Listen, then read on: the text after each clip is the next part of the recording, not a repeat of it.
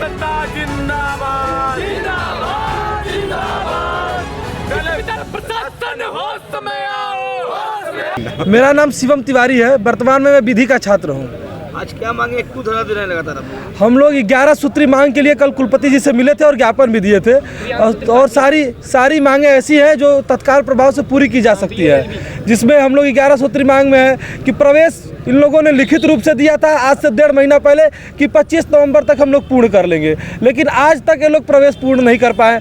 दूसरा मांग हमारा यह था कि इंट्रेंस का जो रिजल्ट LLB और BPED का रिजल्ट अभी तक काउंसलिंग नहीं आई। रिजल्ट आया लेकिन काउंसलिंग अभी तक शुरू भी नहीं हुई है, प्रक्रिया में भी नहीं आई है, तो वो शुरू हो जाए। तीसरा मांग था कि विश्वविद्यालय की ज़मीन में हॉस्टल में PSC रह रही है। लगातार 3 वर्षों से इस पर ज्ञापन दिया जा रहा है, लगातार आंदोलन किए जा रहे हैं, लेकिन विश्वविद्यालय की तरफ से कुछ नहीं हो रहा है, विश्वविद्यालय की तरफ से कोई निर्णय नहीं आ रहा है। ये मांग हम लोग की है। ऐसे ही 11 सूत्री मांग हम लोगों की है। जैसे BLLB इंट्रेंस हुआ था, BLLB रिजल्ट आया था, सेमेस्टर रिजल्ट 13 तारीख को रिजल्ट आया, उसमें तमाम त्रुटियां आई। छात्रों ने प्रदर्शन किया, आंदोलन किया, विश्वविद्यालय द्वारा लिखित रूप से आश्वासन दिया गया। आपको मैं दिखा सकता हूं, लिखित रूप से आंदोलन किया गया, लिखित रूप से दिया गया कि 17, 12, 24 शाम 6 बजे तक सारी चीज़ें निस्तारित कर दी जाएंगी। लेकिन आज 18 तारीख है, कोई भी चीज़, सारी चीज़ें वैसी की वैसी है, कोई भी चीज़ निस्तारित नहीं की गई है। तो उन सब चीज़ों के खिलाफ 11 सूत्री मांग को लेकर हम लोग यहाँ पे बैठे हुए हैं। मांग पूरी नहीं हुई तो हम सभी भाई अनिश्चितकालीन धरना के लिए है ही, आमरण अनशन के लिए जाएंगे। अभी तक कोई मुलाकात करने आया? अभी तक कोई किसी से वार्ता नहीं हुई है। BC साहब कहाँ है? BC साहब बाहर है विश्वविद्यालय से। जब हम लोग कल सूचना दिए कि आंदोलन करेंगे तो विश्वविद्यालय से बाहर हो गए। अभी कौन आएगा? कोई आएगा? अब भाई कोई सक्षम अधिकारी आए, हम लोग से वार्ता करे और उस पर निष्कर्ष निकाले, तभी हम लोग उठेंगे। बिना निष्कर्ष के हम लोग नहीं उठेंगे, किसी आश्वासन पे नहीं हम लोग उठेंगे, क्योंकि लगातार हम लोग को 4-5 आश्वासन मिल चुका है, लिखित रूप से मिलकर लिखित रूप से दिया गया। उसके बावजूद विश्वविद्यालय प्रशासन अपने बातों से मुकर जाता है। तो हम लोग किसी की बातों के, किसी के दबाव में आने वालों में नहीं है। जी, हमारा नाम प्रियांशु त्रिपाठी है। मैं BA LLB 5th सेमेस्टर का छात्र हूँ। आज धरना दिए हैं, क्या मांगे?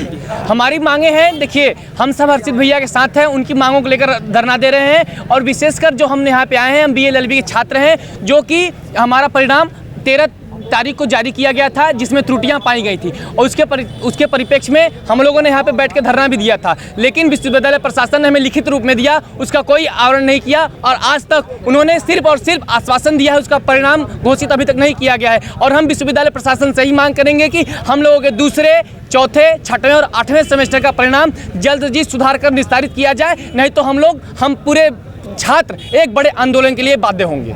मेरा नाम आशुतोष तिवारी हर्षित है। मैं वर्तमान में छात्र संघ अध्यक्ष पद का प्रत्याशी हूँ। क्या मांगे हैं, क्यों धरना दिए हैं? कल हम सभी ने 11 सूत्री मांगों को लेकर विश्वविद्यालय के कुलपति महोदय को ज्ञापन दिया, लेकिन 24 घंटे के बाद हमारी मांगों को पूरा नहीं हुआ और आज कुलपति महोदय टूर पर चले गए हैं, क्योंकि पता था कि छात्र आंदोलन करेंगे। क्या मांगे हैं विशेष? प्रमुख मांग, विश्वविद्यालय परिसर में 4 साल से PSC रह रहा है, जो छात्रों को छात्रावास आवंटन होना चाहिए, वो PSC रह रहा है। छात्र बेघर हो गए हैं, बाहर रहते हैं। इसके साथ साथ प्रथम सेमेस्टर के बच्चों का इनरोलमेंट नंबर नहीं जारी हुआ। जहां पूर्वांचल विश्वविद्यालय, गोरखपुर विश्वविद्यालय, लखनऊ विश्वविद्यालय परीक्षाएं करा रहा है, वहीं काशी विद्यापीठ आज तक अपना प्रवेश ही पूरा नहीं करा पाया है। 3 महीने पीछे हो गया विश्वविद्यालय, लेकिन विश्वविद्यालय के कुलपति महोदय के रोंगटे भी नहीं हिल रहे हैं। तो अभी आप धरना दे रहे हैं, तो ये धरना हमारा अनिश्चितकालीन चलेगा।